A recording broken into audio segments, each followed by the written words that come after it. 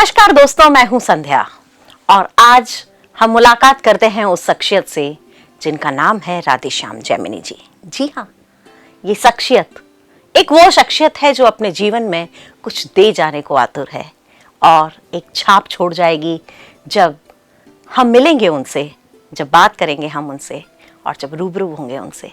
जी हाँ, ये वो शख्सियत है जिसने अपने जीवन में ना जाने व्यवसाय के साथ साथ कितनी समाज सेवा की है और एक रॉ मॉडल के रूप में हम लोगों के बीच हैं। मैं बहुत बहुत स्वागत करती हूँ जैमिनी जी आपका। नमस्कार। जैमिनी जी, सीधा सीधा सवाल करूंगी आपसे कि जैमिनी सरिया के आप मालिक हैं और ब्राह्मण समाज में भी आप अपनी बहुत बड़ी छाप छोड़ते हैं और छात्रावास के लिए भी आपने बहुत कुछ काम किया है। एक छात्रावास को आपने बहुत बड़ा अनुदान दिया है। जिंदगी का ये सब मोड़ कहाँ से शुरू हुआ? देखिए, मैं एक बहुत गरीब परिवार से हूँ। जी। मेरे पिताजी टेलीफोन लाइनमैन थे और मैं सरकारी स्कूल में जो फ्री के होते हैं जी उसमें प्राइमरी से शुरुआत हुई जी और मेरे पिताजी को मुश्किल से 100 रुपए कुछ तनख्वाह मिलती थी जी और सारा परिवार था। लेकिन मेरी शिक्षा भी 12वीं तक पूरी हो पाई। जी 6 साल का था जब मेरी माताजी का स्वर्गवास हो गया। फिर मैं एक सेठ यहाँ भरतपुर में जी 250 रुपए की नौकरी से मैं अपना जीवन शुरू किया। जी नट बोल्ट की फैक्ट्री थी वो। जी उसमें मैं सुपरवाइजर या जो भी काम जी, बताया जाता जी। वो काम नहीं सिर्फ किया। ज्यादा योग्यता भी मेरी में नहीं थी। मैं आगे नौकरी करते करते मैंने अपनी नट बोल्ट की दलाली शुरू की जी और प्रभु की ऐसी कृपा रही, गिरिराज जी की ऐसी कृपा रही, मुझे काफी सफलताएं प्राप्त होती चली गई। जी फिर मुझे एक रेलवे में एक अधिकारी मिल गए। उन्होंने जो है मुझे कहा कि अरे भाई, क्या ऐसी मुलाकात हो गई, क्या करते हैं, क्या है? मैंने कहा साहब कुछ नहीं ऐसे। तो उन्होंने मुझे बड़ा प्रोत्साहन दिया, बड़ा काम दिया और मैं रेलवे की सप्लाई में छोटी छोटी आइटमों में बाजार से लाता, सप्लाई करता, इस तरीके से बढ़ता चला गया। जी 1982 में जयपुर में आ गया। अच्छा। 1982 से जयपुर में मैंने खुद का व्यवसाय की तैयारी की। नींव डाली और किरण उद्योग के नाम से, किरण मेरी माताजी का नाम, उनके नाम से मैंने अपना व्यवसाय शुरू किया।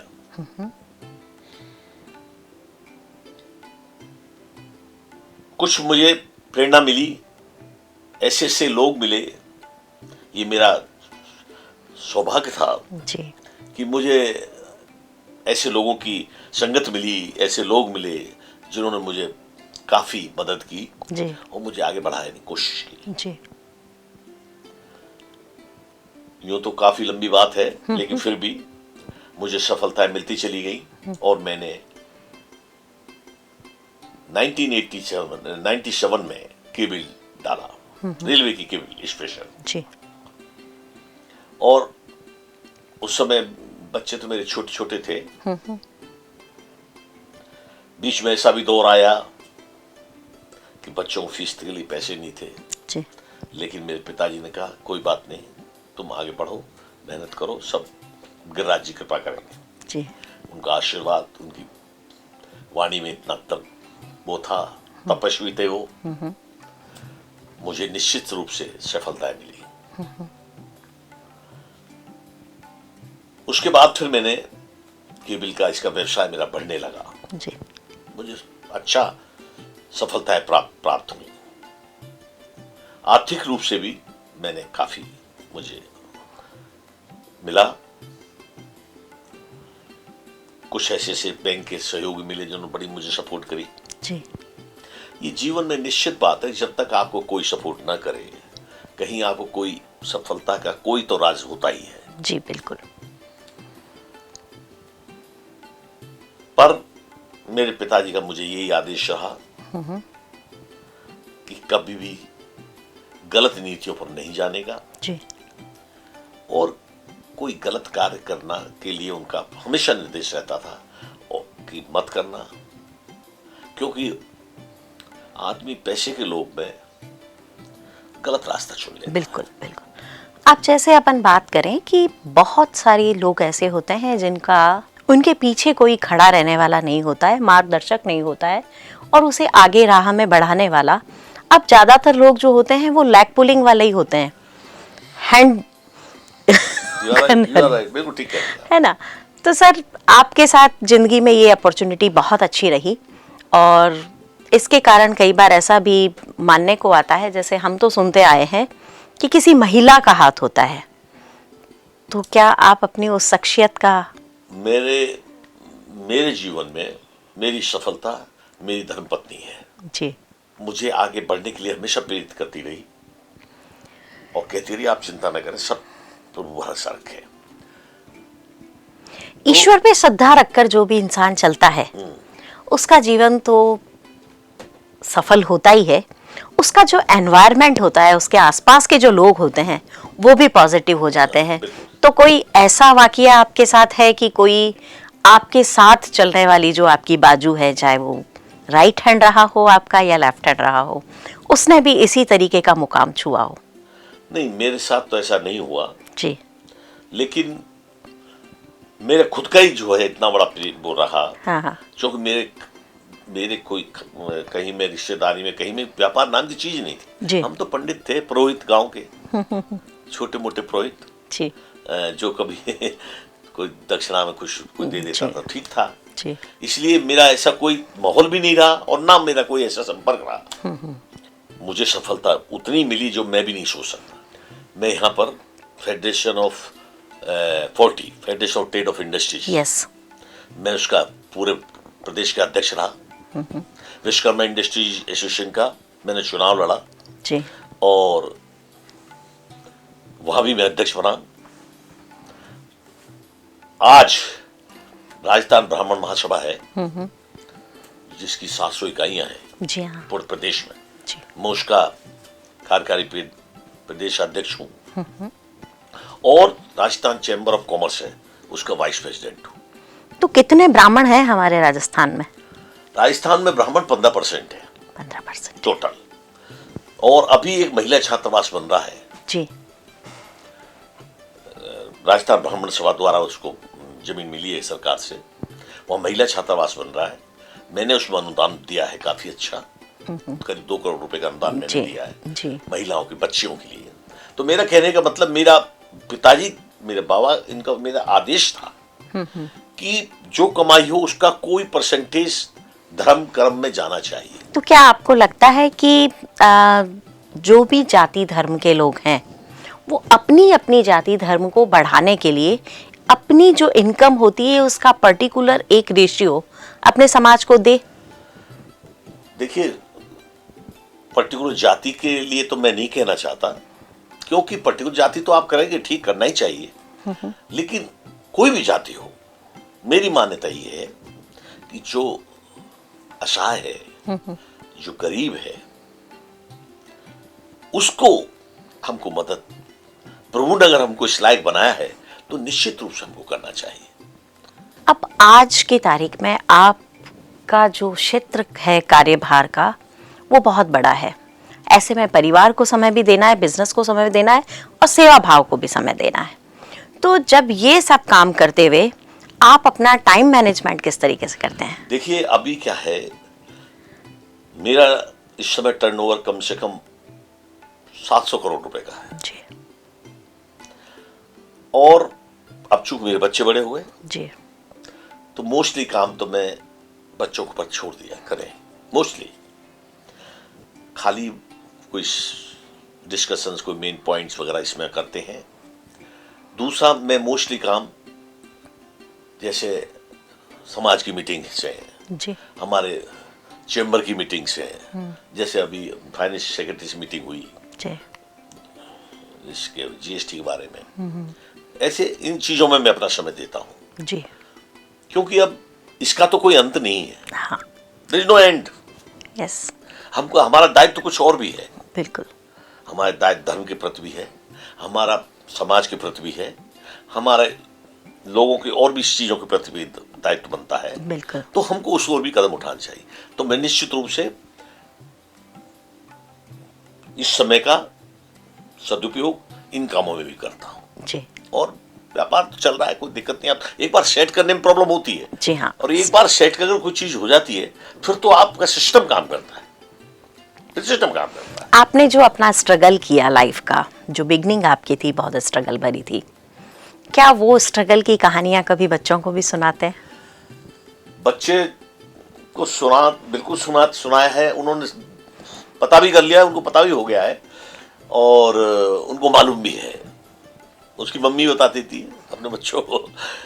तो जैसे अभी अब तो हम हमारे घर में नौकर भी हैं और साहब अलग अलग कमरे हैं। हम जब था तो हमारा एक ही कमरा था, बिल्कुल। उसमें ही बच्चे हैं, उसमें ही हमें, उसमें ही सब कुछ है, उसमें ही खाना है, उसमें ही ड्राइंग रूम है, उसमें ही सब कुछ है। बिल्कुल। तो वो तो निश्चित रूप से समय का फेर है। समय का फेर है।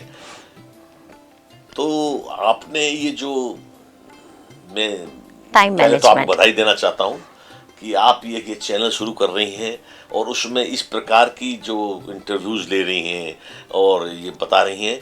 डेफिनेटली ये सब चीजें और लोगों के लिए एक सीख बनेगी। बिल्कुल सीख मिलती है सर। और ये माध्यम आप बन रही हैं, इसके लिए मैं आपका शुक्रिया अदा करता हूँ। और मैं चाहता हूँ कि आप निश्चित रूप से ऐसे लोगों को, ऐसी चीजों को अपने इस चैनल से ऐसा बताएं। क्या होता है कि आज का जो यूथ है वो स्ट्रगल से डरता है। आपकी पीढ़ी ने जो स्ट्रगल किया है, वो आने वाली जो पीढ़ी है, अब हम देखते हैं कि मजदूर कम मिलते हैं, मशीनें ज्यादा मिलती हैं, तो मैन पावर जो है कम हो गई है ना। एक्चुअली क्या है मैडम, मैं आपको बता दूं, आज का जो यूथ है ना, इमीडिएट रिजल्ट चाहता है। एग्जैक्टली। नंबर 1 बात। दूसरा, कुछ इनका झुकाव भौतिकतावाद पे है जी। जो बाहर के जो हाई फाई की जो हिसाब है, राजयोग के पुजारी हैं। तो उसका बड़ा प्रभाव हो गया है जी। और वो प्रभाव जो हमारी जो संस्कृति है, जो हिंदुस्तान की संस्कृति है, वो कर्म योग की संस्कृति है। कर्म योग की संस्कृति है और यहाँ पर सिद्धांतों की संस्कृति है। बिल्कुल। यहाँ पर माँ का बाप से, बाप का बेटे से, रिश्तेदारी से, मित्र से क्या महत्व है, क्या संबंध है, उनकी बड़ी एक कुछ चीज है, गहरी पूंजी है। वो बाहर नहीं है। हेलो हाय, हाय से तो जीवन शुरू होता है वहाँ। यस। तो आप ये सोचिए कि क्या संस्कृति है वहाँ की। बिल्कुल। इसलिए आज के यूथ को ये समझना चाहिए कि इस 2 दिन की चांदनी में कुछ नहीं है जी। जो अपना जो हिंदुस्तान की जो चीज है, जो हमारी सांस्कृतिक धरोहर है, उसमें ही वही आधार है, वही लॉन्ग रूट चलने वाली चीज है। उसी में सफलता है, उससे ही जीवन सफल होगा, लोग सफल होंगे और आपका समृद्धता बढ़ेगी। बिल्कुल। ये चीजें तो ये कोई क्षणिक है। क्षुद्र नदी जल चल इतराव है। छोटी नदी जब चलती है बरसात में, बड़ी उछल के चलती है, ठंडी हो जाती है। तो ये भौतिकतावाद का खेल है, इसमें कोई फायदा नहीं है।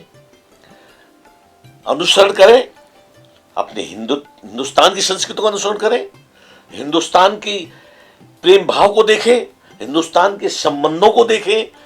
हिंदुस्तान में जैसे कर्मयोगी हुए हैं, ऋषियों में देखिए आप।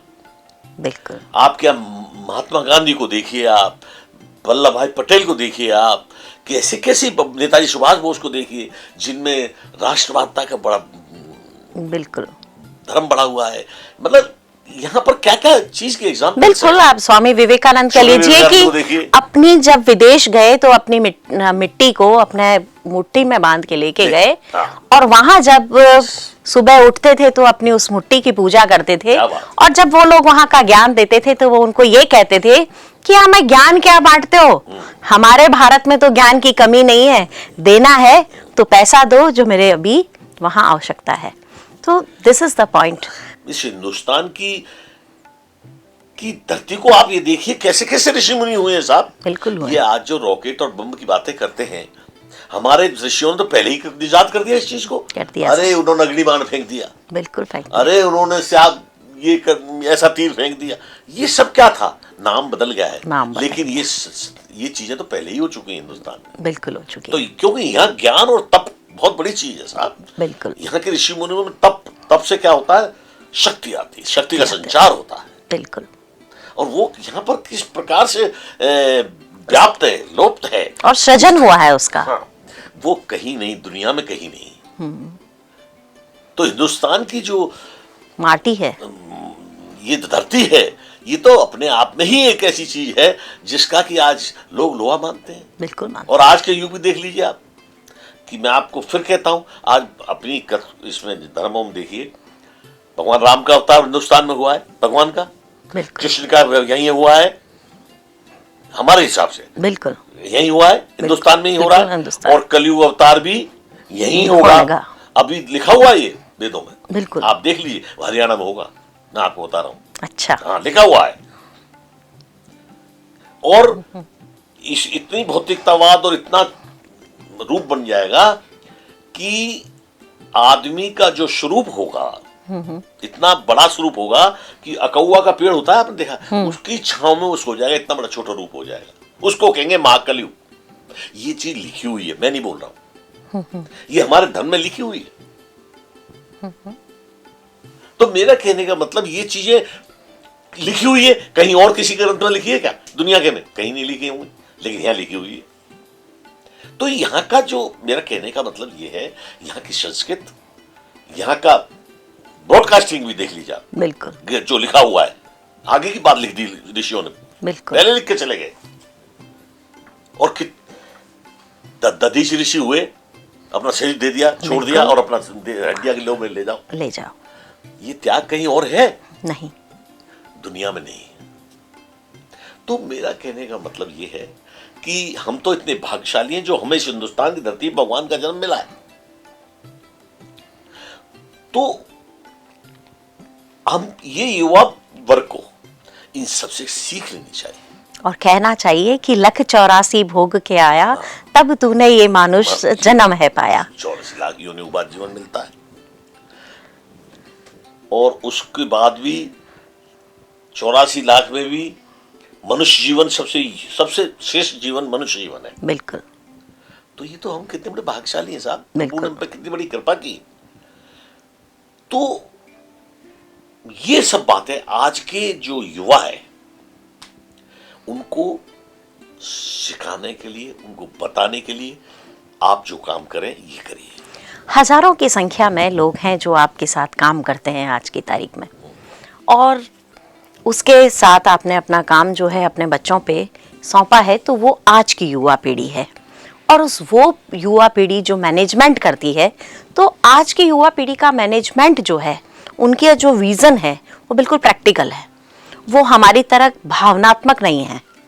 उन्हें प्रैक्टिकल होके काम करना पड़ता है कि आज आपने इतना काम किया है तो इसका आउटपुट मुझे इतना मिलना चाहिए, और इसका तुम्हें इतना अर्थ मिलना चाहिए। तो ये चीज मैनेज करने के लिए आपने उन बच्चों को कुछ सिखाया होगा। देखिए, मैं बता दूं, मैंने अपनी ऑर्गेनाइजेशन में जी,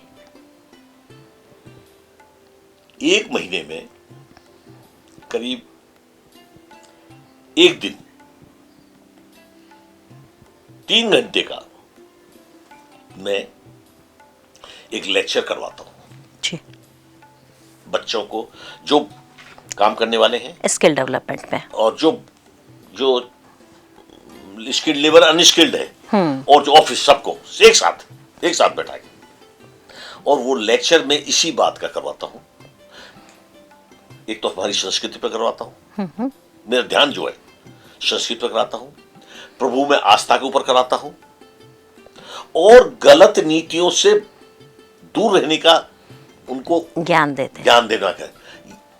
किसी को बुला लिया, जो योग व्यक्ति, मोटिवेटर स्पीकर जो है, उनको बुलाता हूं, और मैंने ये कर रखा है, मैंने भाई ये है, और मैंने मेरे ऑर्गेनाइजेशन में एक बात ये कह रखी है कि जो भी गरीब होगा बहुत, जो कि जिसकी मान लीजिए कोई बच्ची है और वो शादी नहीं कर सकता है, तो मेरा मैनेजमेंट उसको पूरी शादी कराएगा। Very good. मैंने ये कह रखा है खुलेआम, कोई भी मेरे यहाँ होगा, मुझे उससे मतलब नहीं वो ब्राह्मण है, मुझे उससे मतलब नहीं है वो कौन जाति का है, हिंदू है, ईसाई है, कोई भी होने, तो लेट इट बी एनीबॉडी। अगर उसकी आर्थिक स्थिति नहीं है, वो नहीं शादी कर सकता है, पैसे दूंगा नहीं, लेकिन उसका खर्च पूरा वहन करूंगा, उसका शादी का पूरा इंतजाम मेरा मैनेजमेंट करेगा। ये मैंने बच्चों को कह दिया और मैंने अपने ऑर्गेनाइजेशन में भी कह दिया। बहुत अच्छे।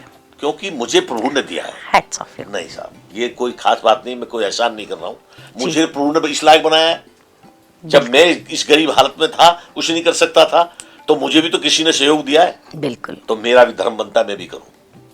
तो मेरा कहने का मतलब यही चीज की आवश्यकता आपसे भी मैं यही कहता हूं कि आप इस जो चैनल्स जो इसकी शुरुआत आपने की है, इसमें आप हमारे युवाओं को, आने वाले लोगों को, इनको सबको इस तरीके से प्रेरणा के स्रोत की कड़ी बने कि उनको ऐसी ऐसी चीजें, जो जैसे बुलाया किसी को, भाई तुम ये बता, आज अब आप जो ये काम कर रहे हैं, यही तो उस खास शख्सियत का काम है कि जो हमें मोटिवेशन दे जाता है। और श्री कृष्ण टीवी के आप स्टूडियो में विराजे हैं और यही चीज हम सिखाना नाम ही श्री कृष्ण रख दिया आपने स्टूडियो का, तो यहाँ तो काम होना ही है, इसमें तो दो राय नहीं है। अभी हमें आपसे बहुत सारी चीजें जाननी है।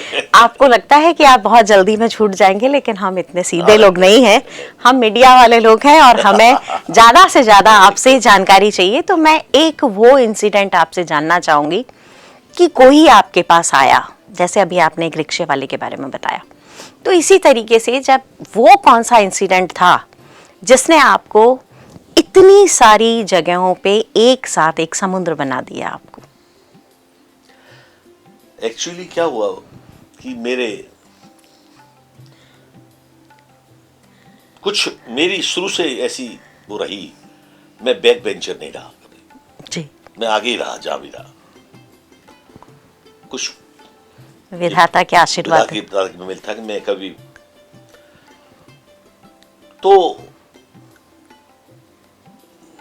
मेरे चाचा जी का नाम बड़ा रोशन हुआ, कालिंदी का नाम था उनका, बड़ा अच्छा, इशू भी है था, बड़ा नाम था। फिर मैं जब चूंकि किसी के काम करता था, नौकरी करता था, तो मेरे दिल में ये बात उठी, यार मेरा भी कारखाना होना चाहिए, मैं भी ऐसा क्यों नहीं कर सकता हूं, मैं ऐसा क्यों। पिताजी से तो हिम्मत नहीं होती थी हमारी, क्योंकि उस समय में ऐसा ही माहौल था। तो मेरे दिल में ये एक थी, मैं भी ऐसा ही बनना चाहता हूं। और वो शख्सियत मिल गई जिसने हाथ उठाया। बाबा के पास जाता था, मेरे बाबा ने संन्यास ले लिया था जी, यानी कि उन्होंने ये प्रण ले लिया था कि मैं ब्रज क्षेत्र छोड़ के नहीं जाऊंगा जी, और गृहस्थ में प्रवेश नहीं करूंगा जी। तो चूंकि हम राजस्थान के रहने वाले हैं, तो मेरे पिताजी शादी में नहीं आए। अच्छा। हाँ, नहीं आए। तो मैं उनके पास जाता था, मैं बाबा छोटा सा ही था, तो मैं भी ऐसा काम करना चाहिए। बिल्कुल बेटा तू करेगा, चिंता मत कर, मेरा आशीर्वाद है। ठीक है, आशीर्वाद एक बहुत बड़ी धुरी होती है। वही आशीर्वाद मुझे फलीभूत हुआ, कॉन्फिडेंस डेवलप कर गया हुआ, और जो मैं सोचता था वो मुझे वास्तविकता में परिवर्तित होता चला गया। तो कहीं ना कहीं कोई आदमी का किसी रूप से कोई टच मिलता है जी। मुझे टच मेरे माँ बाप से मिला, फिर मेरी माता जी चली गई थी, तो मेरे दिल में दो और ख्वाहिश। कहते हैं ना, हमारे भारतवर्ष में तपस्या का बहुत बड़ा जोर है, और इस तपस्या के दौर पर, इस तपस्या के जोर से आज तक हमारी ये धरती बहुत पवित्र है, बहुत उज्जवल है और बहुत उर्वरक है। तो आपके साथ जीवन में ये सब एकदम तारतम्य उसके आपके जीवन के साथ बैठता है कि आपने अपने बाबा से वो आशीर्वाद प्राप्त किया, फिर आपके अंदर में वो उमंग उठी और आपने वो काम फलीभूत किया, और आपको वो शख्सियत भी मिल गई जिसने आपका हाथ पकड़ा और आपको ऊपर उठा दिया, और आपका कॉन्फिडेंस भी अपने आप में। आज के युवा को कुछ इस तरीके का मैसेज कि वो स्ट्रगल से ना डरें और किस तरीके से अपने जीवन को उज्जवल करें, क्योंकि मशीनी युग है, तो उन्हें किस तरीके से आगे बढ़ना चाहिए? मैं आज के युवा से यही एक निवेदन करना चाहता हूँ, यही बताना चाहता हूँ कि पहली बात तो सही नीतियों पर चलें, जी गलत रास्ते पर नहीं चलें। जी जो हमारे धर्म कहते हैं, हमारे बुजुर्ग कहते हैं, उन पथ पर ही अपना आगे बढ़ने का कार्य करें। ये शॉर्टकट मेथड गलत कार्य करने का या इस तरीके का नहीं रखें। वैश्वन्यता का भाव न रखें। ईश्वर पर पूरा भरोसा रखें। अगर आप ईश्वर पर भरोसा रखेंगे तो गलत काम करने से भी डरेंगे जी, क्योंकि आपको ये डर रहेगा कि अरे ईश्वर नहीं करूंगा। कभी भी जीवन में ये बात तय मान लीजिए, आप कोई भी काम करना चाहते हैं, मैं आपसे गलत बात करना चाहता हूं तो मेरे अंदर से आवाज आती है मत कर, लेकिन हम ओवर रूल करते हैं उसको। हम स्वार्थवश कर सकते हैं ओवर रूल, हमारा स्वार्थ होगा इसलिए कर देते हैं ओवर रूल, लेकिन अंदर से आवाज अवश्य आती है कि नहीं मत कर। ये प्रैक्टिकल आप देख लीजिए कभी जी बिल्कुल। हमारा अंदर का मार्गदर्शक हमें बोलता है और कहता है, लेकिन हम क्यों कर देते? हमारा स्वार्थ है। मान लीजिए हमने चोरी करनी है तो हमारा स्वार्थ कहता है साले पैसे आ रहे हैं चोरी कर लो, इसलिए जो है हम उस बात को ओवररूल कर जाते हैं। तो ये ओवररूल ये नहीं, इसको नहीं करना चाहिए। आत्मा की आवाज सुननी चाहिए। आवाज को पहचानिए और निश्चित रूप से आपकी आत्मा जो कहेगी वो बिल्कुल सही कहेगी, क्योंकि हमारे सब में कहने में ये है कि भगवान अंदर बैठा है तो निश्चित बैठा है, इसमें दो राय नहीं है। और वो सभी धर्म में कहते हैं, अलग अलग नाम है, नाम अलग है साहब। अल्लाह थोड़ी कहता है कि चोरी करो, नहीं, या ईसाई धर्म कहता है कि चोरी जीसस करो, नहीं कहता, कोई नहीं कहता साहब। सब धर्म की सिद्धांत एक ही है जी, तरीका अलग अलग है, लेकिन मूल चीज एक ही है। बिल्कुल। इसलिए हमेशा आदमी को, बच्चों को भी मैं यही कहना चाहता हूं कि भाई आपके जो बुजुर्ग कह रहे हैं, जो आपके धर्म कह रहे हैं, आपके जो सिद्धांत हैं, उनको आप प्राथमिकता दें और उनके बताए हुए रास्तों पर आप आगे बढ़ें। निश्चित रूप से सफलता मिलेगी। आपका जीवन तो सफल होगा ही होगा, समाज का भी होगा, देश का भी होगा, सबका होगा। और आप एक बात क्यों नहीं ध्यान देते? सब नेपोलियन ने कहा मैं जाऊं मेरे हाथ खाली हाथ गया। कौन आदमी क्या लेके गया है? कुछ लेके नहीं गया। जैसा आया खाली आया और खाली जाएगा। ये सब चीजें जो हमारे लोग कहते हैं और होता है और होगा, प्रैक्टिकल यही है जी। तो इसी दिश को देखते हुए मैं युवाओं को यही कहना चाहता हूं, इन सब का अध्ययन करें। अध्ययन करेंगे, समझेंगे, निश्चित रूप से गलत कार्य नहीं होंगे, निश्चित रूप से आपको सफलताएं मिलेंगी और आप आगे बढ़ते रहेंगे। आप बढ़ेंगे, आपका घर बढ़ेगा, आपका समाज बढ़ेगा, आपका देश बढ़ेगा। ये थी वो शख्सियत जिसने वो दे दिया हमें जिसकी आज सतत आवश्यकता है, और कह देते हैं हमें कि अपने जीवन के माध्यम से हम दिखा देते हैं। तो इनके जीवन से, इनकी बातों से और इनकी एक्सपीरियंस ने हमें ये बताया कि जीवन कैसे जीना चाहिए और जीवन में हमें क्या कर जाना चाहिए। आशीर्वाद रूपी फल से पल्लवित होकर वो जीवन कहाँ जाता है और किस ऊंचाइयों को छू जाता है। ये शख्सियत से आपसे अभी मुलाकात हुई। जैमिनी जी, आपने अपना समय निकाला, आपको बहुत बहुत धन्यवाद। नहीं, धन्यवाद तो मैं दूंगा कि मुझे आपने यहाँ बुलाया और मुझे ये मौका दिया, इसके लिए मैं आपका तहे दिल से शुक्रिया अदा करता हूँ। धन्यवाद। नमस्कार।